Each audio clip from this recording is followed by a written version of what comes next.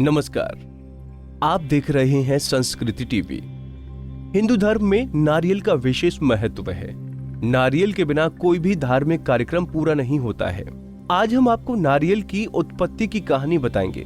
नारियल से जुड़ी एक पौराणिक कथा भी प्रचलित है, जिसके अनुसार नारियल का इस धरती पर अवतरण ऋषि विश्वामित्र द्वारा किया गया था। ये कहानी प्राचीन काल के एक राजा सत्यव्रत से जुड़ी है। सत्यव्रत एक प्रतापी राजा थे, जिनका ईश्वर में संपूर्ण विश्वास था। उनके पास सब कुछ था, लेकिन उनके मन की एक इच्छा थी जिसे वो किसी भी रूप में पूरा करना चाहते थे।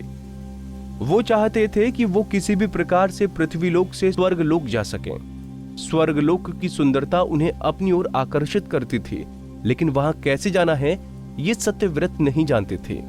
एक बार ऋषि विश्वामित्र तपस्या करने के लिए अपने घर से काफी दूर निकल गए थे और लंबे समय से वापस नहीं आए। उनकी अनुपस्थिति में क्षेत्र में सूखा पड़ गया और उनका परिवार भूखा प्यासा भटक रहा था। तब राजा सत्यव्रत ने उनके परिवार की सहायता की और उनकी देखरेख की जिम्मेदारी ली। जब ऋषि विश्वामित्र वापस लौटे तो उन्हें परिवार वालों ने राजा की इच्छा बताई। वो राजा से मिलने उनके दरबार पहुंचे और उनका धन्यवाद किया। शुक्रिया के रूप में राजा ने ऋषि विश्वामित्र द्वारा उन्हें एक वर देने के लिए निवेदन किया। शुक्रिया के रूप में राजा ने ऋषि विश्वामित्र द्वारा उन्हें एक वर देने के लिए निवेदन किया। ऋषि विश्वामित्र ने भी उन्हें आज्ञा दी। तब राजा बोले कि वो स्वर्गलोक जाना चाहते हैं।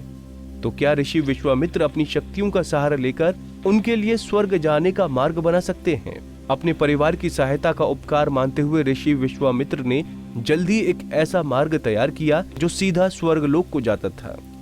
राजा सत्यव्रत खुश हो गए और उस मार्ग पर चलते हुए जैसे ही स्वर्गलोक के पास पहुंचे ही थे कि स्वर्गलोक के देवता इंद्र ने उन्हें नीचे की ओर धकेल दिया। धरती पर गिरते ही राजा ऋषि विश्वामित्र के पास पहुंचे और रोते हुए सारी घटना का वर्णन करने लगे। देवताओं के इस प्रकार के व्यवहार से ऋषि विश्वामित्र भी क्रोधित हो गए, लेकिन अंत में स्वर्गलोक के देवताओं से बातचीत करके आपसी सहमति से एक फल निकाला गया। इसके मुताबिक राजा सत्यव्रत के लिए अलग से एक स्वर्गलोक का निर्माण करने का आदेश दिया गया। ये नया स्वर्गलोक पृथ्वी एवं असली स्वर्गलोक के मध्य में स्थित होगा, ताकि ना ही राजा को कोई परेशानी हो और ना ही देवी देवताओं को किसी कठिनाई का सामना करना पड़े। लेकिन ऋषि विश्वामित्र को यह चिंता सता रही थी कि धरती और स्वर्गलोक के बीच होने के कारण कहीं हवा के जोर से ये नया स्वर्गलोक डगमगा न जाए। यदि ऐसा हुआ तो राजा फिर से धरती पर आ गिरेंगे। इसका हल निकालते हुए ऋषि विश्वामित्र ने नए स्वर्गलोक के ठीक नीचे एक खंबे का निर्माण किया, जिसने उसे सहारा दिया। माना जाता है कि यही खंबा समय आने पर एक पेड़ के मोटे तने के रूप में बदल गया और राजा सत्यव्रत का सिर एक फल बन गया। इसी पेड़ के तने को नारियल का पेड़ और राजा के सिर को नारियल कहा जाने लगा। इसीलिए आज के समय में भी नारियल का पेड़ काफी ऊंचाई पर लगता है। इस कथा के अनुसार सत्यव्रत को समय आने पर एक ऐसे व्यक्ति की उपाधि दी गई जो ना ही इधर का है और ना ही उधर का, यानी एक ऐसा इंसान जो दो धुरों के बीच में लटका हुआ है। दोस्तों, उम्मीद है आपको हमारी ये जानकारी पसंद आई होगी।